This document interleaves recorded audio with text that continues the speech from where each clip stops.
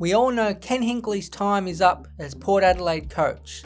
The club declared this will be at the end of the 2025 season, but after the first half of the year, it is looking like a slow and painful process. The worst thing you can afford to have in the AFL is a wasted season, and this is what 2025 is looking like for the Power. It's not just the current coach that is being affected, but his understudy and the soon-to-be new senior coach. Throw in players being linked with opposition clubs, and no first-round draft pick this year, it's looking like one of the most important off-seasons in Port Adelaide history, just like the one where Ken Hinkley joined at the end of 2012. Sitting in the bottom third of the ladder, it's highly unlikely Port can muster up a finals appearance. They have been belted by at least 78 points 3 times and do seem to have a quicker breaking point in-game than before. Still, Hinkley has been able to conjure up some magic. Connor Rozier's move to half-back has seen him play impactful football, Jace Burgoyne has improved again, and younger players like Joe Berry, Logan Evans, Jackson Mead and Lachie Jones have taken on more responsibility or been given a shot to play senior football. But the magic emotional wand might have been zapped dry. They got up for the Hawthorn game and the showdown despite losing by 5 points, but that emotional trigger point Hinkley has hit so many times looks cooked, and it probably is because he won't be there and everyone in the building knows it. The players no longer need to fight for Kenny, and perhaps fighting for him so many times before has now led to exhaustion. This in itself is no one's fault, but was the risk when the succession plan was first announced. We'll get back to Hinkley a bit later on. Let's move on to the man who will replace him, Josh Carr. Another layer to the succession plan is the time Carr has already spent at Port Adelaide. After a 2-year break from a coaching gig at Fremantle, he returned to his former playing club in 2023 as the midfield coach. So as we are making our way through this year, it means Carr has already been at the club for 2 full seasons. It's not like he's just joined, and his fresh ideas will be for all to see next year.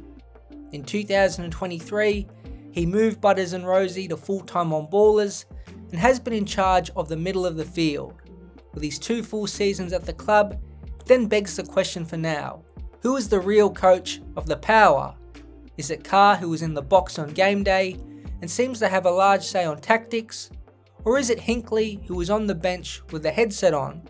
When things go bad, who gets the blame, Carr or Hinkley? Again, if this was Carr's first season at the Power, then most people would assume Hinkley has a much larger say, but because he has already put his own tactical structures in this team, I think the question around who is the real coach is fair. But 2025 seems to be breaking the Hinkley cycle, especially of the past few seasons. On reflection, Hinkley's record looks like one of sustained success and lots of winning, which it is, but at the same time, it has been a roller coaster full of ups and downs. It has been one of the best eras in Port Adelaide's AFL history. There is no doubt about that, despite no grand final appearance. The club was a mess when he arrived, and his stability has proved invaluable. At the time of making this, he has won 163 of his 269 games in charge. That's about a 60% win rate, and one of the best of this coaching era. 4 preliminary finals spanning from 2014 to 2024. There was a period of sustained success that put the team in position to get to the final dance. Sometimes these things just don't work out, but it doesn't mean Hinkley is a poor coach, because that record proves he isn't. But along this journey of regular top 4 and finals bursts were large emotional swings. Your biggest strength can often be your biggest weakness, and Hinkley's ability to galvanise when his job was under threat might apply.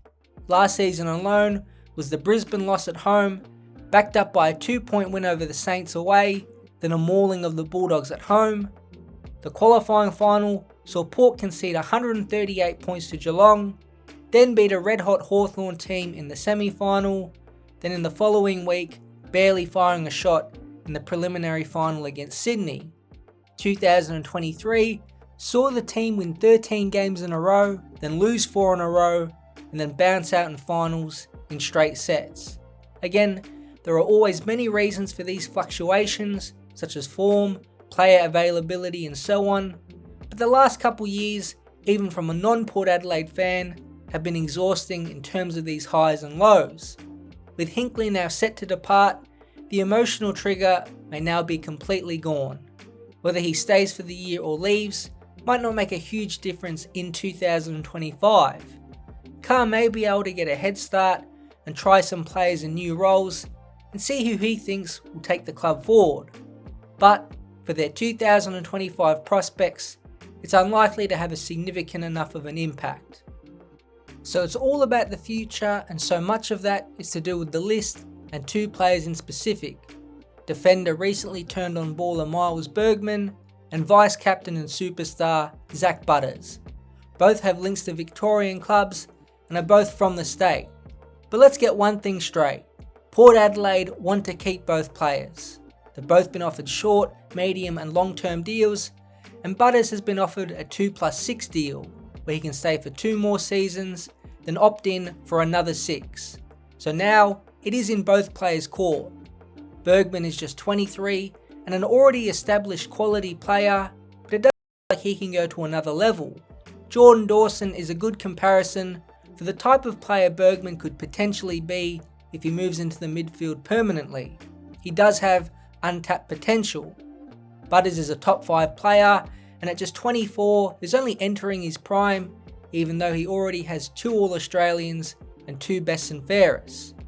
So clearly both staying would be plan A, but say both want to leave, is there any benefit for Port Adelaide? With Tassie set to come into the AFL and have access to the 2027 draft, letting both go would give the Power a kickstart in a refresh under Carr. Bergman, who is out of contract, would net at least 1 first-round pick, potentially 2. His departure would make up for the Power trading their first-round pick for this draft in the deal that got them Jack Lukosius. Then there is Butters, who is out of contract at the end of next year. Trading him this off-season would guarantee the Power a far bigger haul. Sure, they can match an offer at the end of 2026 and force a trade, but it might fall into a situation like the Bulldogs did with Bailey Smith, where they are forced to accept an average deal. If Butters wants to leave, then why would he stay in 2026 anyway, with his close mentor and Ken Hinkley out of the club and the Power's direction trending down? Jeremy Cameron went for 3 first-round picks, and Butters would go for the same and maybe more. 4 to 5 first-round picks between this draft and 2027 would set up Port Adelaide under a new era. Again, ideally both would stay, but at least Port get a good set of draft picks if the players want to depart. One hard decision has already been made with Hinkley moving on, and many more are about to be made when it comes to the future of the Port Adelaide Football Club.